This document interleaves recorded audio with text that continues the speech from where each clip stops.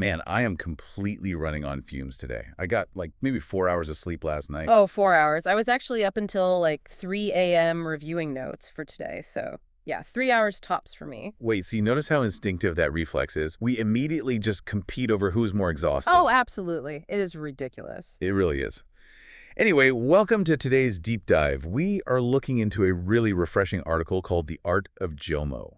Our mission today is to figure out why society makes you feel guilty for simply resting and how to reclaim your happiness. Yeah, and going back to that sleep competition, there is actually a name for that. It is called busy bragging. Busy bragging, I like that. Right.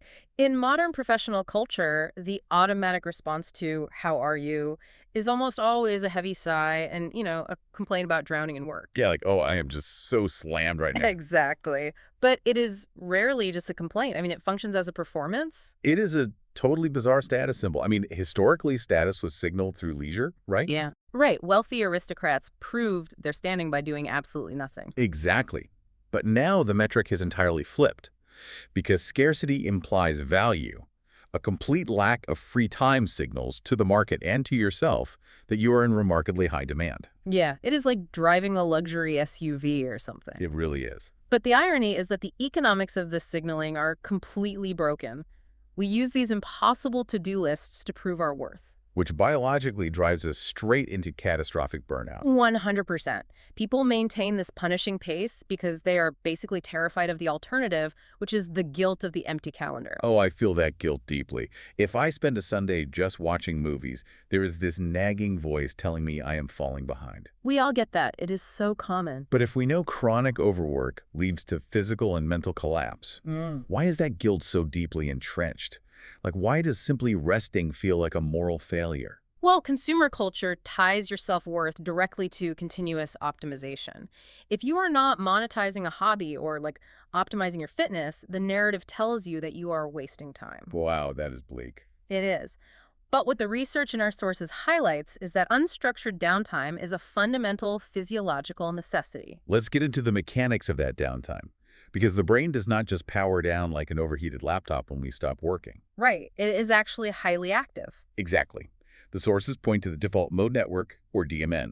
When you stop focusing on a specific external task, the DMN lights up. Yeah, and that is the exact mechanism your brain uses to consolidate memories, process complex emotions, and physically repair neural pathways. So denying your brain that unstructured time actively prevents cognitive repair. Precisely.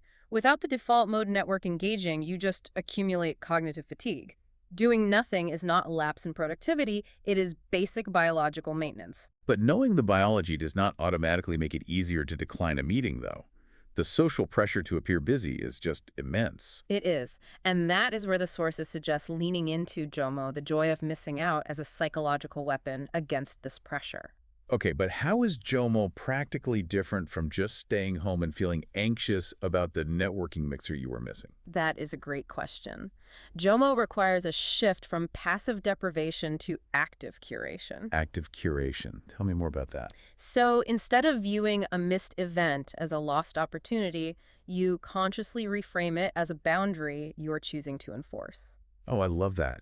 It changes the internal narrative from I have nothing to do to I am fiercely protecting this blank space for my own cognitive health. Exactly. It turns the empty calendar into a deliberate asset. Because if everyone else is frantically signaling their importance by being overbooked, the ultimate countersignal is having total control over your own free time. Choosing to stay home in your pajamas literally becomes an act of psychological rebellion.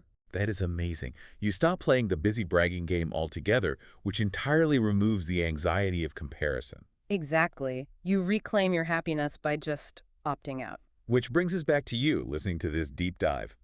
Giving your brain an unstructured environment this weekend is the exact mechanism it requires to repair itself from toxic productivity. Right. A completely blank schedule is not a failure. In today's landscape, it is the ultimate luxury. I completely agree. So if true modern luxury is having total sovereignty over your time, take a look at your calendar right now. Yeah, what can you cross off? Exactly. What is one supposedly mandatory event you could cancel right now just to experience the sheer joy of doing absolutely nothing?